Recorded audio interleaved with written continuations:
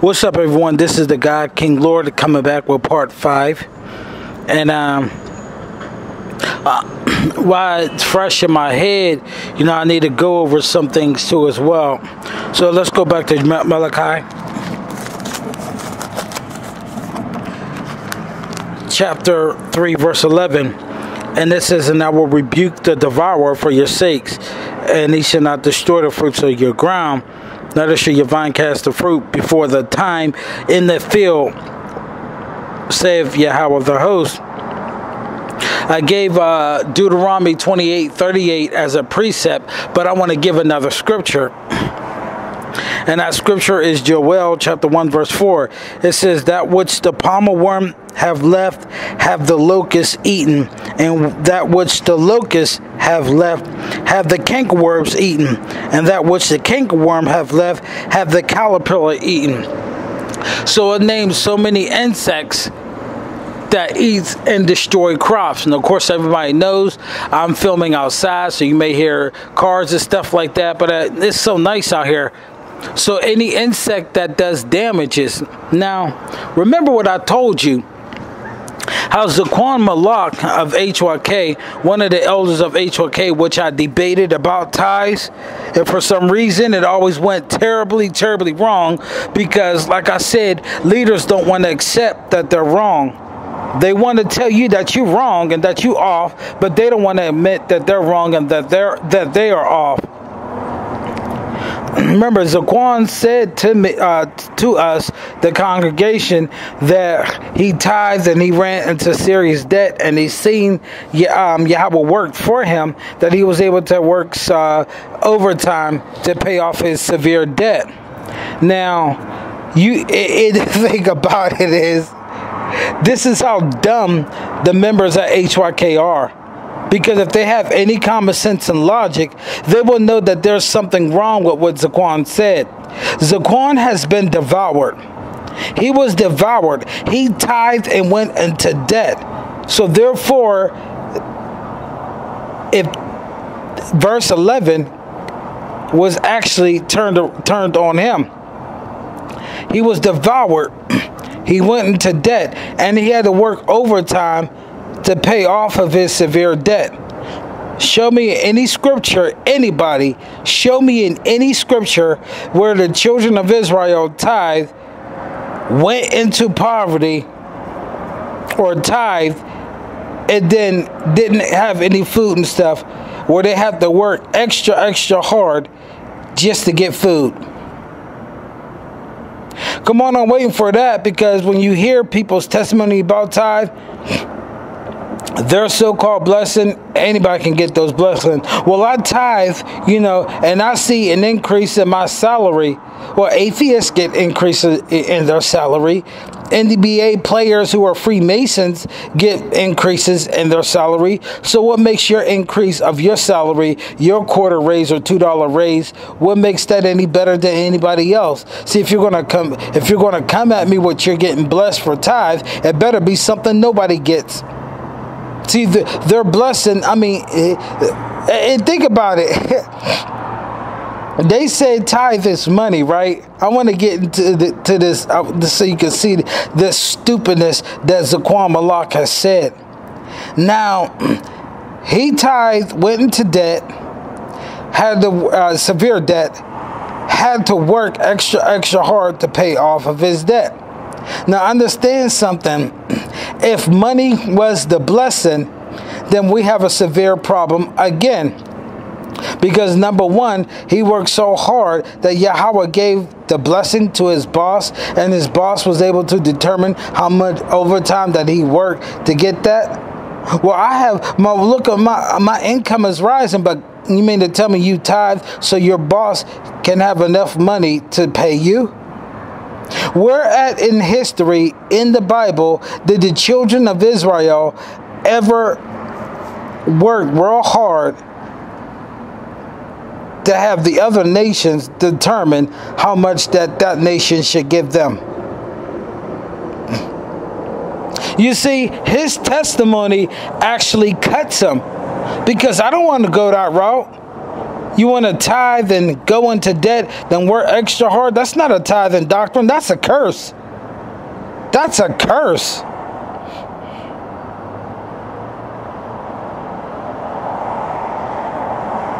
And the thing about it is that's really, really sad is he think he was right about the tithes. He started off with Genesis 14:20. He manipulated Hebrews 7:1-4. And, you know, as I read also verse 5 about how the Levites had the commandment to take the tithes, he doesn't even have the commandment. And every time I debated tithes there at HYK, it always went horribly wrong. I was threatened. People got in my face. They yelled at me. They mistreated me. But I still stood my ground because still today, Zaquan, Samak, Anabiyah, Makwadash, Rubbercall, Narawana, nobody there at HYK, nobody could ever prove me wrong about tithes. They got mad because I threatened their money issues. But the funny part about it, or I will say the sad part about it, is they didn't mind people being deceived. So anybody coming to you and open up the Bible and read Malachi to justify them paying tithes is a liar. Because remember, it is a sin to tithe outside of Jerusalem. Let's get a scripture in Tobit, the 1st chapter. Let's get Tobit. And Tobit is a... for the folks who doesn't have an Apocrypha, listen to my words carefully. Those who had the Apocrypha, turn to Tobit, the 1st chapter, verse 4. And it's very key because you have to understand the Apocrypha was originally part of the King James 1611, but it was taken out by the destruction, the Bible destruction group, because it revealed history that we know of, like Alexander the Greek, you know what I'm saying, and a lot of things happened with Maccabees. So it was taken out, but Tobit the 1st chapter is going to seal it again. Tobit the 1st chapter, verse 4, and it says, "And when I was in my own country, in the land of Israel, being but young, all of the tribe of Naphtali, my father fell from the house of Jerusalem, which was chosen out of all the tribes of Israel, that all the tribes should sacrifice there, where the temple of the habitation of the Most High was consecrated and built for all ages." So in Tobit, the 1st chapter, in the Apocrypha, it lets everybody know that Yahweh's temple, where they make sacrifices, was only in Jerusalem. There was only one temple, and that was destroyed in 70 AD. One temple that all sacrifices should be brought there. You know, there is folks who's also looking into it scripturally more and understanding that these feast days and Passover was supposed to be only happening in Jerusalem. And it's kind of funny because I can't find in the captivities where the children of Israel tithe. I can't find in captivity where they celebrated the Passover or anything like that. They were always in Jerusalem. And verse 4 says it. And it says, "Now all the tribes which together revolted, and the house of my father Naphtali sacrificed unto their heifer Baal." So that's why his father and the Naphtali, they fell because they sacrificed unto idols. Verse 6 says, "But I alone went often to Jerusalem. I alone went often to Jerusalem at the feast, as it was ordained unto all the people of Israel." See, when folks will start coming at me and like, look, nobody should be celebrating Passover. Nobody should be celebrating the new moon and the Feast of Tabernacles because we're not in Jerusalem. It's telling you in the Apocrypha that all feast days and stuff should be going on in Jerusalem. All feast days should be going on in Jerusalem. I'm going to read it again. But I alone, verse 6. And Tobit, the first chapter, verse 6 says, but I alone went often to Jerusalem at the feast, as the Feast of Weeks, the Feast of the Tabernacles, as it was ordained unto all the people of Israel by an everlasting decree. And a decree means force of law, so it's an everlasting law. So we're having a problem. Does Yahweh really accept this Passover? Hell no, because the food's polluted. So if he couldn't accept tithes because it was polluted, how the hell do you think Yahweh can accept? Now it's making sense. How the hell can Yahweh accept the Passover lamb when that Passover lamb has growth hormones in it and it's not pure? And probably a lamb that came from a so-called Jew fucking it in the ass or sucking his dick. We don't know where this lamb came from.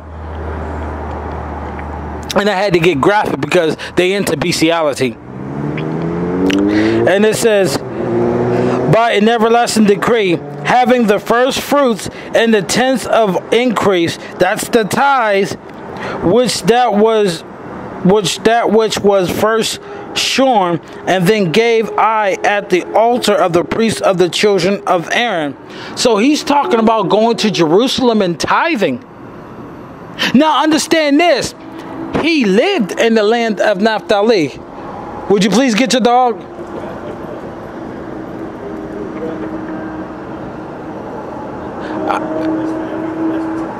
All right.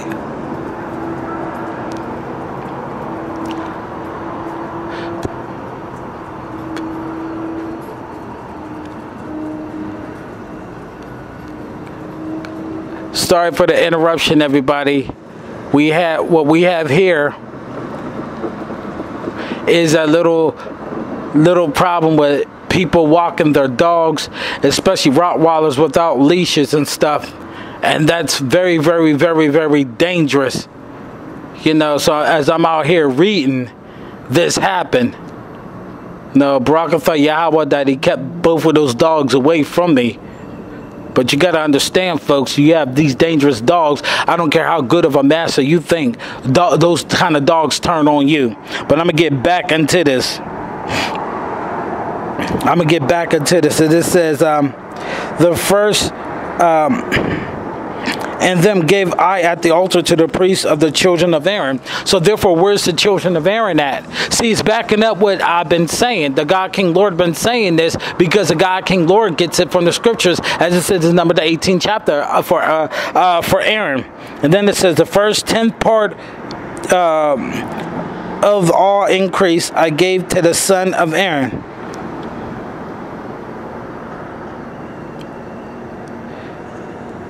Who ministered at Jerusalem, and another 10th part I sold away and went and spent in every year at Jerusalem.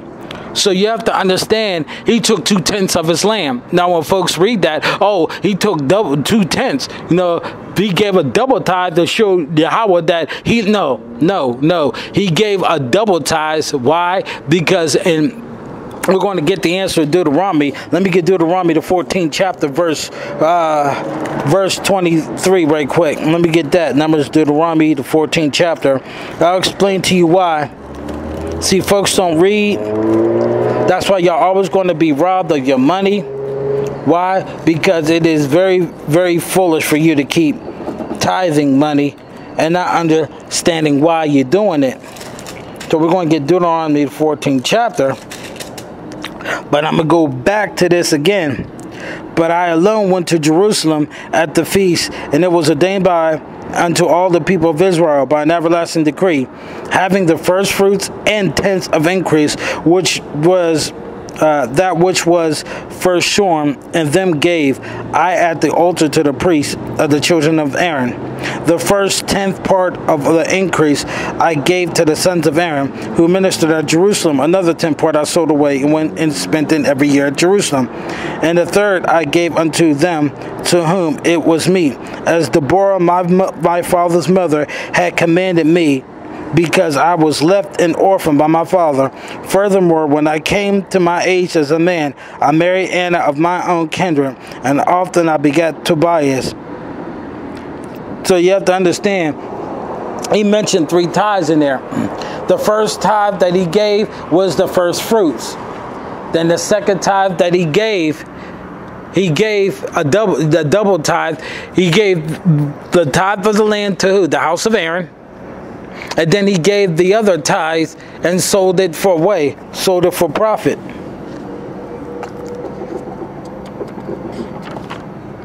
So you have to understand that the tithes was only supposed to be given in Jerusalem.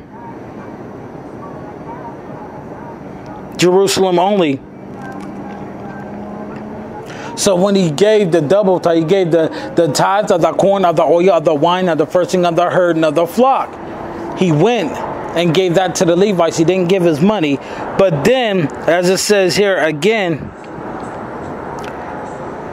another 10th part I sold away. Now, wait a minute. If you're selling something, you're gaining money or profited from it. So if money was the tithe, how can you sell money for money?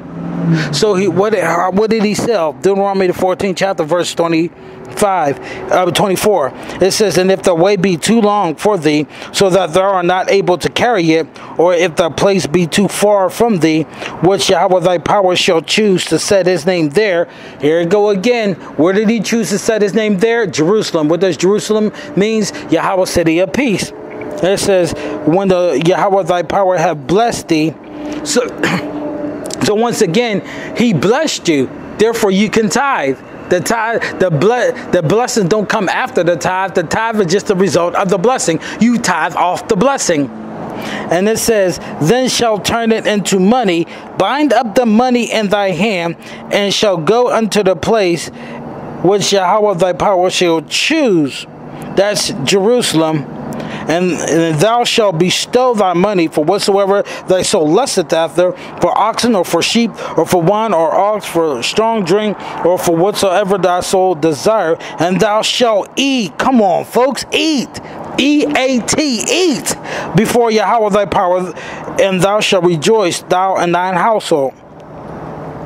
So when it goes back to Tobit, the first chapter, when he says that the 10th part of the increase he gave to the sons of Aaron, who ministered at the Jerusalem, another 10th part I sold away. When he was at Jerusalem, he met those who bound up the money. So once they got to Jerusalem, because it was so far away, they turned it into money, went to Jerusalem, met Tobit, and then they bought the second 10th of their land from Tobit, and he took the proceeds, the money, and he gave it away. Folks, you have to understand, tithes was never, ever, ever, ever money.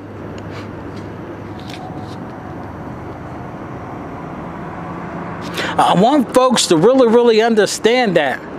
There's a reason why that I'm reading this. I mean, so many people's waking up to the truth. And you know, they're mad at these schools and they're deeming them all one West and damning them all. I just say these schools, yes, they go off on things, and I'm not going to totally count them out, but they are going off on things. But then again, when you believe in tithes, then you don't believe in Yahweh Shai, death and resurrection. When you believe in tithe, it's impossible for you to believe in Yahweh Shai, death and resurrection. And I'm going to get to that later on. But I needed to read Tobit because Tobit shuts it down. It's a degree of law that the tithes are supposed to be given in Jerusalem. Can somebody please tell me, how do you justify America? See, in order to cut me, is somebody needs to show me scripture where, because we know the children of Israel was taken out of Jerusalem or out of Israel several times in captivity. Show me where they tithe there. Show me where they celebrated Passover there, that they celebrated the feast there, because it just lumped every single feast day and it lumped every single tithe to Jerusalem. So by default, that means, according to Tobit, the first chapter, verses 4 all the way down, that means without shadow of doubt that anybody tithing, anybody celebrating any feast days, you are in great sin. I'm starting to see that maybe the Most High, Yahweh, ain't really dealing with these schools. He's dealing with the people who wants to just come to the truth and know the truth. So he may be taking them out of school. So HYK may have been doing me a favor by getting rid of me, because I put this tithing doctrine on blast so many times. So I'll be back with part 6. Peace.